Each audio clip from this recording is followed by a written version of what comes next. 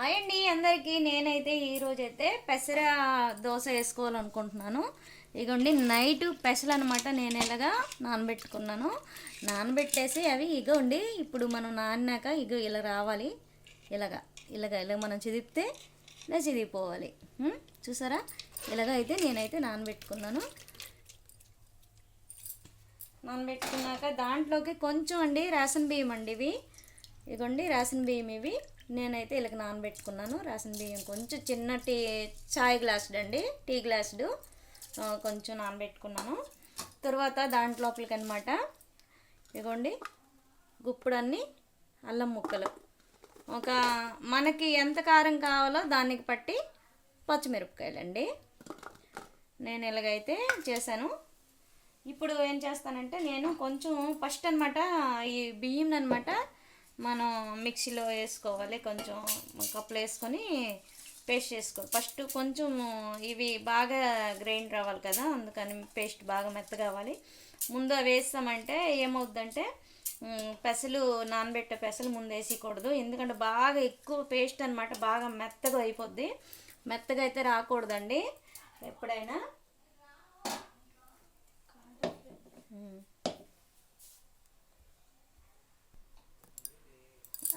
ఉల్లిగడ్డలు ఇలాగ మెత్తగా అంటే మరీ పెద్ద ముక్కలు కాకుండా మరీ చిన్న ముక్కలు కాకుండా నేను ఇలాగ తరిగి పెట్టుకున్నానండి.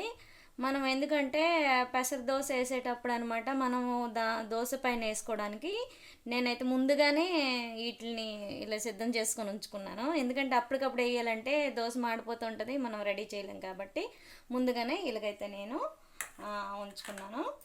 తర్వాత ఏంటంటే దాంట్లోకి పచ్చడి కావాలి కదా, దోశ పచ్చడి. కొంతమంది ఎర్రగడ్డలు, అల్లము, మరి టమాటా, కొంచెం చింతపండు చిన్న చిన్న పీస్ అయితే చాలండి. అంటే నిమ్మకాయ సైజ్ అంటాం కదా, అందులో సగం కావాలి చింతపండు. తర్వాత కొంచెం జీలకర్ర, కొంచెం ఆవాలు అన్నీ పోపేసుకొని దాంట్లో మనం ఈ టమాటాలు అనమాట ఒక 2 కానీ 3 కానీ మనకి ఎంత పచ్చడి కావాలో అంత, ఉల్లిపాయలు కూడా ఒక 4-5 ఉల్లిపాయలు, కొంచెం అల్లం ముక్కలు వేసుకొని, కొంచెం పచ్చిమిరపకాయలు మనకి ఎంత కారం కావాలో అంత పచ్చిమిరపకాయలు వేసుకొని అవి కొంచెం మనం ఆయిల్ వేసుకొని కొంచెంసేపు ఉడకబెట్టేసి కొంచెం లైట్గా అంతే. కొంతమంది స్వీట్ తింటారు, కొంతమంది ఆట తింటారు కదా. స్వీట్ తినే వాళ్ళైతే కొంచెం బెల్లం కూడా అదే నిమ్మకాయ సైజులో సగం బెల్లం కూడా వేసుకుంటే చాలా టేస్ట్గా వస్తుందండి పచ్చడి. కొంతమంది పుట్నాల పప్పుతో కూడా చేసుకుంటారు, పల్లీలతో కూడా చేసుకుంటారు, ఎవరికి ఏది నచ్చితే అది. కానీ దీంతో అయితే ఫ్లేవర్గా ఇదైతే చాలా బాగుంటుందండి. నిమ్మకాయల కొంచెం అంటే కొంతమంది పులుపు ఇంకా కావాలంటే కొంచెం నిమ్మరసం కూడా లాస్ట్లో అంతా అయిపోయినాక కలుపుకుంటారు. నేనైతే ఎప్పుడు నిమ్మరసం వేయనండి. ఇక టమాటాతో ఇలాగ అల్లం ముక్కలు, ఉల్లిపాయలతో నేనైతే ఇలా పచ్చడి రెడీ చేస్తానండి. ఇదండి ప్రాసెస్ పచ్చడిదేదండి ఇది. నేను ఇప్పుడు ఏం చేస్తానంటే మిక్సీలో అది వేసాను కదా, అదే అండి. నేనైతే ఇప్పుడు ఫస్ట్ అయితే రైస్ అయితే నేను అలా రుబ్బేస్తున్నానండి పేస్ట్.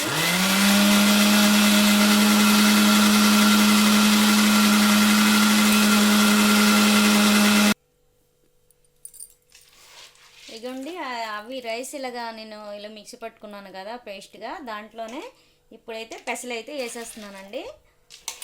ఒక 2 సేర్లతో వేస్తున్నాను. ఇగోండి ఇంతేనండి, మరి ఎక్కువగా నేను వేయట్లేదు, ఈ రోజుకి సరిపడినట్టుగా వేసుకుంటున్నాను. ఈ పేస్ట్ అనమాట మళ్ళీ రేపుకుంటే పులుపు అయిపోద్దండి. ఈరోజే కొంచెం మనకు తగ్గట్టుగా మనం చేసుకోవాలి. ఫ్రిడ్జ్లో పెట్టినా సరే మరి అంత టేస్ట్ అయితే రాదండి. ఇదిగోండి నేను మళ్ళీ ఆ రైస్ పేస్ట్లోనే మళ్ళీ నేను అదే ఇవి బాగా మిక్సీ పెట్టి, అంటే బాగా మనం మెత్తగా చేయకూడదు, చేస్తే బాగా రాదండి. నేనైతే ఫస్ట్లో అలాగా అనుకున్నాను.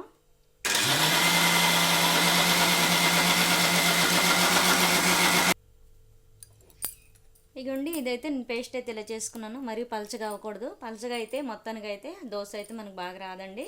ఇలాగైతే పేస్ట్ చేసుకోవాలి. నేనైతే ఇందులో వేసి అయితే అల్లము, జీలకర్ర, పచ్చిమిరపకాయలు ఇందులో వేసి రుబ్బలేదండి. ఇగోండి ప్రత్యేకంగా నేను ఇలాగా అల్లము జీలకర్ర పచ్చిమిరపకాయలు చిన్న జార్లో వేసి రుబ్బుతున్నాను. ఎందుకంటే ఈ దీంట్లో వేసి రుబ్బామంటే బరగ్గా ఇది రుబ్బుతాం కదా, అది మళ్ళీ ఇంకా పేస్ట్ లెక్క రాదు. అందుకని నేనైతే ఇందులో బాగా మెత్తగా పేస్ట్ లెక్క చేసి ఇందులో వేస్తేనే బాగుంటుందని నేనైతే ఇందులో వేయలేదండి. ఇలాగ నేను ప్రత్యేకంగా వేసుకుంటున్నాను, రుబ్బుకుంటున్నాను. ఇదిగోండి ఇలాగైతే పేస్ట్ అయితే నేను రుబ్బుకున్నానండి. ఈ పేస్ట్ని అయితే ఇలాగ వేసుకుంటున్నాను. పేస్ట్ మొత్తం అందులోనే మనకు తగ్గట్టుగానే రుబ్బాం కదా, దానికి ఆ పేస్ట్కి తగ్గట్టు ఈ పేస్ట్ని అయితే ఇలాగ వేసుకుంటున్నానండి. మరీ బరగ్గా కాక మరీ మెత్తగా కాక రుబ్బుకోవాలి, లేదు అంటే బాగా రాదు. ఇదిగోండి నేనైతే ఇలా చేసాను.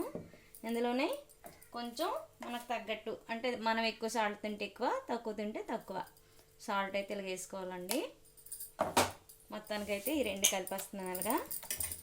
చూసారా మంచి బాగా గ్రీన్ కలర్లో బాగా వచ్చింది కదా. దీంట్లో కావాలంటే ఒక స్పూన్ కానీ శనగపిండి అయినా వేసుకోవచ్చండి. కొంతమంది వేస్తారు, కొంతమంది చేయరు. నేనైతే ఒక్కోసారి వేస్తాను, ఒక్కోసారి వేయను. ఒక స్పూన్ శనగపిండి కూడా వేసుకుంటే కొంచెం కరకరగా మంచిగా, అంటే కొంచెం అట్టు ఎరగకుండా వస్తుందండి. దోశ అంటే ఎరగదనమాట, కొంచెం మనం చెప్పినట్లు వింటుంది. ఒక్క స్పూన్ వేసుకుంటే చాలు. చూసారా ఎంత బాగా వచ్చిందో పేస్ట్.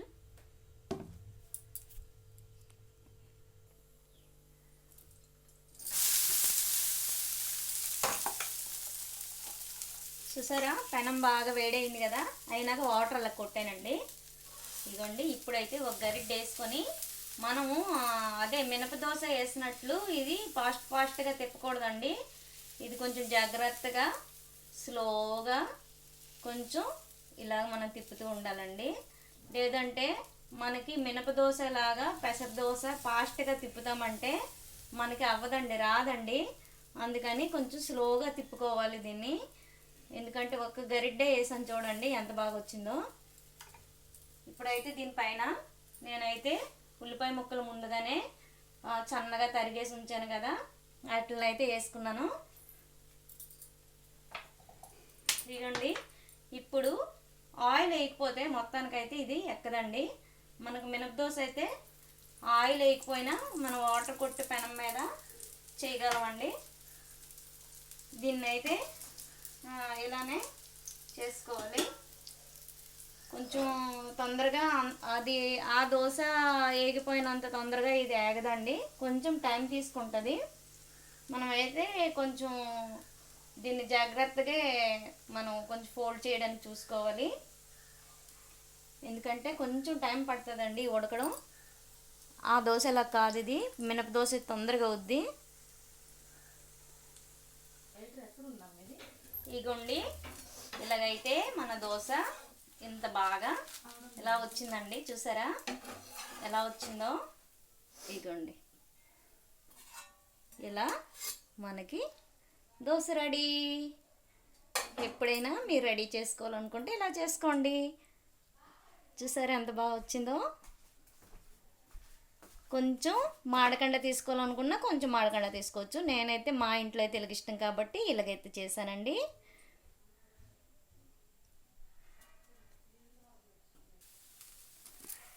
ఇగోండి రెండో దోశ కూడా ఎలా చేసుకున్నాను, ఎందుకంటే రెండోది కూడా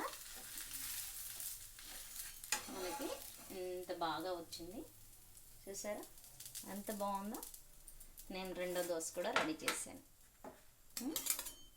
ఇగోండి ఇలా వస్తాయి చేసుకుంటే. ఇప్పుడు నేను ఈ పాన్ అయితే పక్కన పెట్టేసి ఇప్పుడు నేను ఇగోండి పచ్చడికి అయితే రెడీ చేసుకుంటున్నాను. దోశ పచ్చడి కావాలి కదా మరి మనకి, అందుకోసం నేనైతే దోశ పచ్చడి అయితే రెడీ చేసుకుంటున్నానండి. దానికోసం ఇగోండి 3 టమాటాలు, 3 పచ్చిమిరపకాయలు, అల్లం ముక్కలు, ఉల్లిపాయ ముక్కలు, కొంచెం జీలకర్ర, కొంచెం తెల్లుల్లిగడ్డలు వేసుకొని పోపు వేసుకుంటున్నాను. పోపు వేసుకున్నాక అప్పుడు ఆ చల్లబడినాక కొంచెం గ్రైండర్ చేసుకున్నాను. కొంచెం చింతపండు అయితే నేను చెప్పాను కదండి ఇందాక ఫస్ట్ వీడియోలో, కొంచెం నిమ్మకాయ సైజ్ అంతలో సగం చింతపండు వేసుకోవాలి, ఆ సగమే బెల్లం ముక్క వేసుకోవాలి. ఇగోండి నేనైతే పోపు వేసుకుంటున్నాను. ఆవాలు వేసుకున్నాను, జీలకర్ర కొంచెం వేసుకుంటున్నాను, దాంట్లోనే ఇవన్నీ టమాటాలు ఉల్లిపాయ ముక్కలు అన్ని ముక్కలు వేస్తానండి. అన్నీ వేసాక ఇందులో కొంచెం చిక్కుడుంత పసుపు వేస్తానండి, కొంచెం కారం అండి.